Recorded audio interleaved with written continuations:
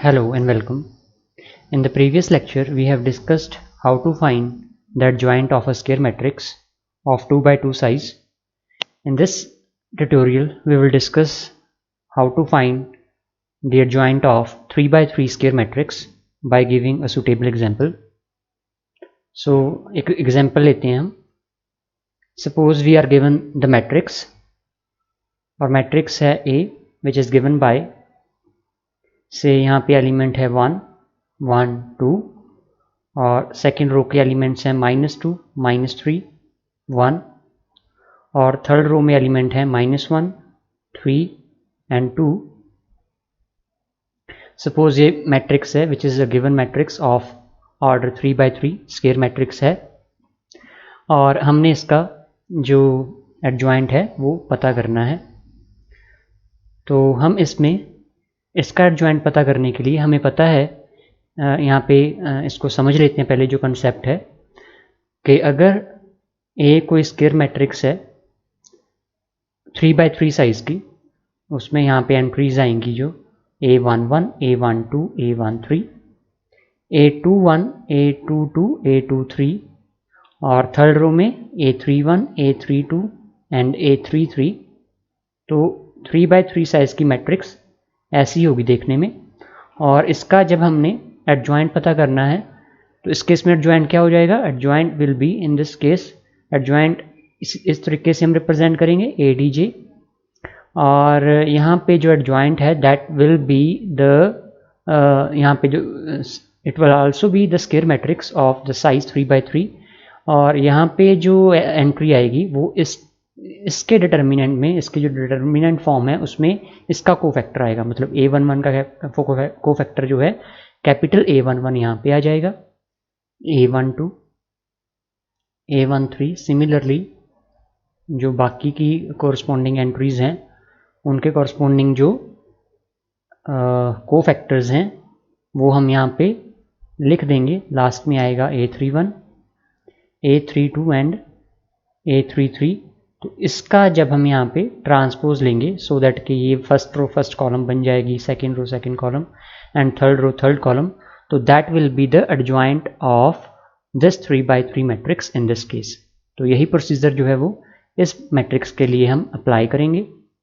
तो यहाँ पे क्वेश्चन जो है ये मैट्रिक्स है और इसका हमने मान लो आपको क्वेश्चन दिया है कि इस मैट्रिक्स का एडजॉइंट फाइंड आउट करना है. तो सबसे पहले हम इसके जो कोफैक्टर्स हैं वो फाइंड आउट करेंगे यहाँ पे. और कोफैक्टर्स फाइंड आउट करने का तरीका क्या है, जैसे हमने 2 by 2 स्क्वायर मैट्रिक्स की बात की थी. फॉर एग्जांपल हम यहाँ पे इसको एक बार डिस्कस कर लेते हैं कि जब हम 2 by 2 स्क्वायर मैट्रिक्स लेते हैं उस केस में जब माइनर हमने कैलकुलेट करने हैं, माइनर कैलकुलेट करने के बाद जब कोफैक्टर्स कैलकुलेट करेंगे तो इस एंट्री के लिए प्लस का साइन आएगा. जो भी यहाँ पे जो कोफैक्टर है इस जो 1 1 पोजीशन पे एंट्री है उसके कोरस्पॉन्डिंग माइनर के साथ प्लस का साइन आएगा. तो कोफैक्टर जो है वो होगा, इस एंट्री के लिए नेगेटिव साइन आ जाएगा माइनर के साथ सो दैट वो कोफैक्टर हो जाएगा. यहाँ पे प्लस आएगा, यहाँ पे नेगेटिव. इस चीज़ को हमने लास्ट लेक्चर में डिस्कस किया था. जब 3 by 3 का केस है, 3 by 3 मैट्रिक्स के केस में we have 9 elements, therefore there will be 9 cofactors. यहाँ से हमें क्लियर हो रहा है इस चीज़ को, हम क्लियर है ये चीज़ यहाँ से. तो इस केस में हमारे पास जो माइनर्स हम कैलकुलेट करेंगे, माइनर्स कैलकुलेट करने के बाद जो कोफैक्टर्स हैं उनके लिए यहाँ पे साइन प्लस का minus plus minus plus minus plus minus plus. तो इस तरीके से आप अल्टरनेट साइंस ले सकते हो. क्लॉकवाइज भी ऐसे जा सकते हो, plus minus plus minus plus minus plus, फिर यहाँ पे माइनस प्लस माइनस. मतलब इस तरीके से आपने ये आप अपने हिसाब से इसको जो है ये वाला जो लिखा हुआ है जो ऑर्डर उसको आप अच्छे से आप ग्रैस्प कर सकते हो. और हम यहाँ पे अब एडजॉइंट जो है इन एंट्रीज का वो कैलकुलेट करेंगे. तो सबसे पहले जो एंट्री है, फर्स्ट एंट्री ये वाली एंट्री, इसकी जो डिटर्मिनेंट फॉर्म है पहले वो लिख लेते हैं. जो A यहाँ पे मैट्रिक्स है तो उसकी डिटर्मिनेंट फॉर्म क्या होगी, दैट विल बी 1 -2 -1 1 -3 -3, सॉरी यहाँ पे 3 है and here we have 2, 1 and 2. So this is the determinant form of this square matrix. और इस केस में जो कोफैक्टर्स हैं वो हम यहाँ पे कैलकुलेट कर लेते हैं अभी। तो जो पहला कोफैक्टर है A11 दैट विल बी, इस एंट्री के कोरस्पॉन्डिंग वो आएगा, फर्स्ट रो फर्स्ट कॉलम को हम एलिमिनेट करेंगे, तो बाकी जो 2x2 मैट्रिक्स बची है उसमें एलिमेंट्स कौन से हैं, -3 1 3 एंड 2, इनका डिटर्मिनेंट साथ में यहाँ पे साइन पॉजिटिव का, यहाँ से आप समझ सकते हो बेटा। वैसे भी हमें फार्मूला भी पता है, उसके हिसाब से भी आप देख सकते हो, क्योंकि फार्मूले के हिसाब से यहाँ पे -1 की पावर 1 + 1 आएगी, 1 + 1 इवन है, सो साइन पॉजिटिव। और इसको जब फर्दर कैलकुलेट करेंगे we have here -6 and -3, so that here we will get -9, तो यहाँ पे -9 आएगा। और फिर अब हम जो A21 एंट्री है यहाँ पे सेकंड रो, सॉरी 1-2 एंट्री जो है फर्स्ट रो सेकंड कॉलम की A12, इसको कैलकुलेट करेंगे, इसका कोफैक्टर इस डिटर्मिनेंट फॉर्म में। इसके लिए जो साइन है कोफैक्टर के लिए वो यहाँ पे पहले नेगेटिव, यहाँ पे पॉजिटिव था, उसको लिखने की ज़रूरत नहीं थी। और फिर जब इसके कॉरस्पॉन्डिंग माइनर क्या होएगा, माइनर विल बी, ये वाली कॉलम ये वाली रो को हटा देंगे तो -2 -1 1 और 2 का डिटर्मिनेंट, तो यहाँ पे हम लिख लेते हैं, ये माइनस साइन जो है वो according to the formula of cofactor. तो यहाँ पे वी हैव -2 एंड 2 -2 एंड -1 यहाँ पे, और 1 एंड 2 इनका determinant. So here we have -4 and -1 into 1 -1, सो +1, क्योंकि ये माइनस फार्मूले का भी एक होगा, तो ये -3 है, बाहर भी माइनस है तो ये 3 हो जाएगा। So here we have 3 and now we will calculate this the cofactor for this entry, और उसकी वैल्यू क्या होगी, उसकी वैल्यू के लिए साइन पॉजिटिव रहेगा कोफैक्टर के लिए, और इसका डिटर्मिनेंट देखना होगा, क्योंकि ये वाली रो ये वाली कॉलम कैंसिल हो जाएगी, उनको इसको हम डिलीट कर देंगे, और यहाँ पे आएगा -2 -3 एंड -1 3, इसका determinant which will be equal to -6 and here we have -3, क्योंकि +3 है माइनस फार्मूले का, so here we have -6 and -3 which is -9। और अब हम कैलकुलेट करते हैं cofactor of this entry 2-1 position पे जो एंट्री है। So here we have A21 which is equal to, इसके लिए साइन आएगा नेगेटिव, और यहाँ पे 1 2 3 2 इसका determinant 1 2 and 3 2, so here we have negative sign negative 2 -6 which is equal to -4, so this is equal to 4, तो इसका कोफैक्टर आ गया 4। अब आगे इसको फर्दर डिस्कस करते हैं, यहीं पे जो है यहाँ पे लिख लेते हैं बाकी के कोफैक्टर्स भी।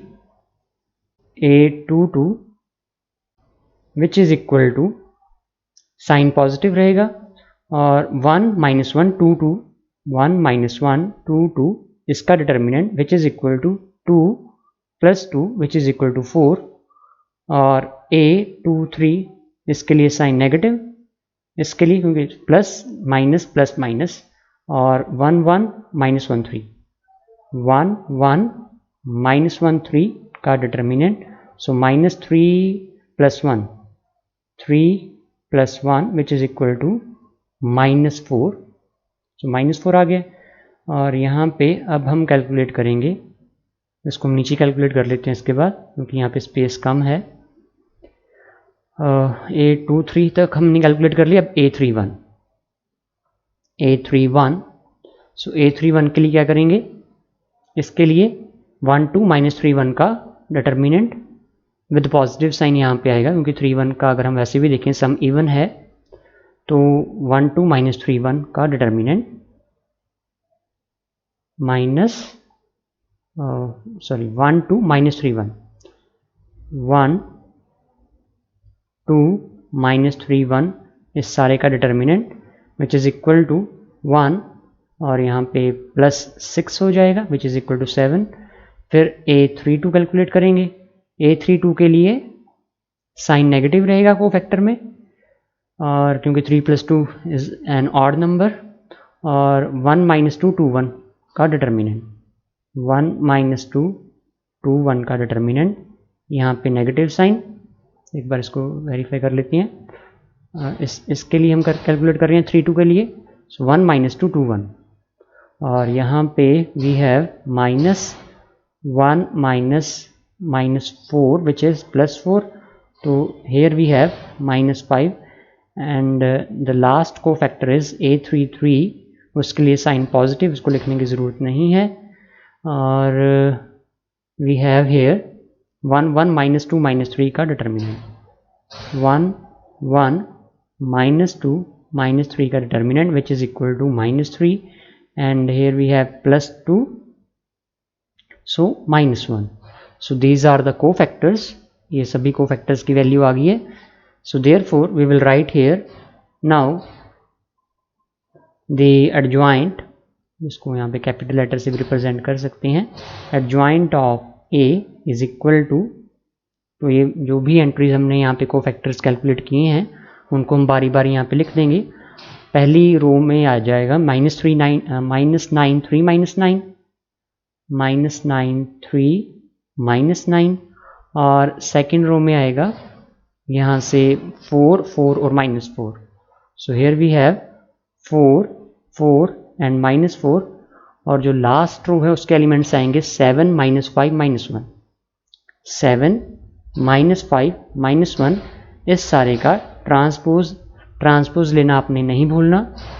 और देयरफॉर जो एडजॉइंट है ए मैट्रिक्स का that is equal to -9 3 -9, here we have 4 4 -4, and here we will have 7 -5 and -1. so this is the required adjoint A for the given matrix। so इस तरीके से आपने जब कोई क्वेश्चन आता है तो इस तरीके से एडजॉइंट होता है स्क्वायर मैट्रिक्स का उसकी आपने वैल्यू कैलकुलेट करनी है। यहाँ पे मैं आपको एक क्वेश्चन देता हूँ करने के लिए, इसको आपने ट्राई करना है। Find the adjoint of A for the given matrix A which is 1 -3 2 1 5 7, and here we have 9 2 -5। इस मैट्रिक्स का जो एडजॉइंट है वो पता करना है। और one more thing we need to verify that A into जो एडजॉइंट है A का that is equal to this scalar matrix, जो ये A का डिटर्मिनेंट है विच इज़ अ स्केलर, वो इस n/n मैट्रिक्स से मल्टीप्लाई हो रहा है यहाँ पे, which is equal to adjoint of A multiply by this matrix है। तो इसको आपने वेरीफाई भी करना है। सो अगले लेक्चर में हम जो नेक्स्ट टॉपिक है इन्वर्स फाइंड आउट करना by using this adjoint of A, मतलब किसी स्क्वायर मैट्रिक्स का अगर एडजॉइंट हम पता कर लें तो उसके बाद इन्वर्स पता करना और क्या कंडीशंस है इन्वर्स पता करने की, उनके बारे में डिस्कशन करेंगे। Thank you.